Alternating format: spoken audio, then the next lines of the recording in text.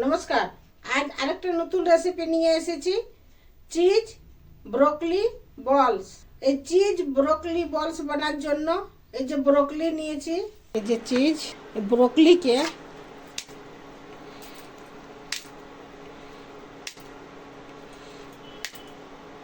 এই যে ছোট ছোট করে কাটিয়ে নিব।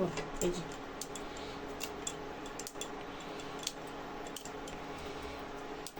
ব্রোকলিকে ছোট ছোট করে নিব। জল গরম করে 1 চামচ নুন দিয়ে আর এই গরম জলে ছোট ছোট করা ব্রোকলিগুলো দিয়ে এটা 2 মিনিট ফুটাই নিয়ে এই যে আঁচটা বন্ধ করে দিয়ে তুলে নিয়ে সঙ্গে সঙ্গে ফ্রিজে ঠান্ডা জলে দিয়ে এটা দিলে এর কালারটা গ্রিন থাকবে। এই যে এরপর এই যে রসুন কুচি, এটাতে রসুনকে কাটে কুচি করে নেব। রসুন কুচি, এই যে কাঁচা লঙ্কা একদম কুচি করে, এই যে ধনিয়া পাতা এটাতেই কুচি করে নেব। এই যে সবগুলো কুচি করে এই যে একটা গ্রেটারে একটা ছোট্ট পেঁয়াজকে গ্রেট করে নেব। 1 ইঞ্চি আদা এই গ্রেটারটাতেই গ্রেট করে নেব।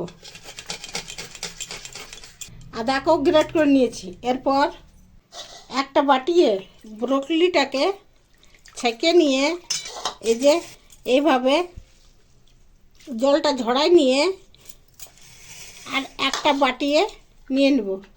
এই যে জলটা ঝরাচ্ছি বলে এটা চুরচুর হয়ে যাবে, কিচ্ছু হয় না, ঠিক আছে একদম। এরপর এর মধ্যে ছোট্ট একটা এই যে পেঁয়াজ গ্রেট করে নিয়ে, আদা, রসুন কুচি, আচ্ছা কাঁচা লঙ্কা আর ধনিয়া পাতা সব কুচি করে, পরিমাণ মতো নুন, গোলমরিচের গুঁড়ো যেমন সামান সেই পরিমাণে, একটা চিজ গ্রেট করে নিয়ে 2 চামচ কর্নফ্লাওয়ার দিয়ে আর মিক্স করে একটু নরম লাগছে, 1 চামচ, টোটাল 3 চামচ কর্নফ্লাওয়ার দিয়ে আর ভালো করে মিক্স করে নিয়ে মিশ্রণটাকে বল বানায়।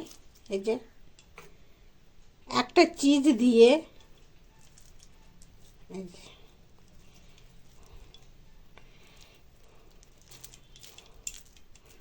এমনি বল বানাই নেব। বল বানাই নিয়ে এই ব্রেড কর্মে কোট করে নেব।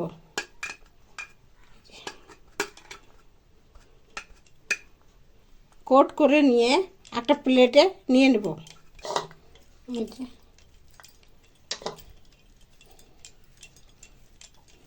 এইভাবে কোট করে নেব। এমনিভাবে এই যে বল বানাই নিয়ে এরপর একটা প্যানে ঘি বা বাটার দিয়ে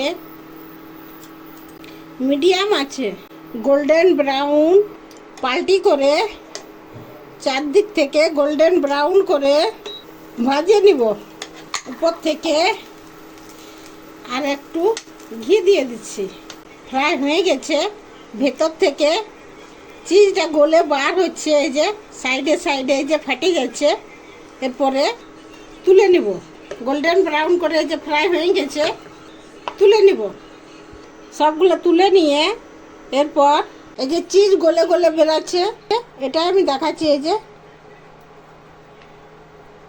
এই যে এই যে কত সুন্দর চিজ বল বনে রেডি। এরপর এটা টমেটো সসের সঙ্গে খেতে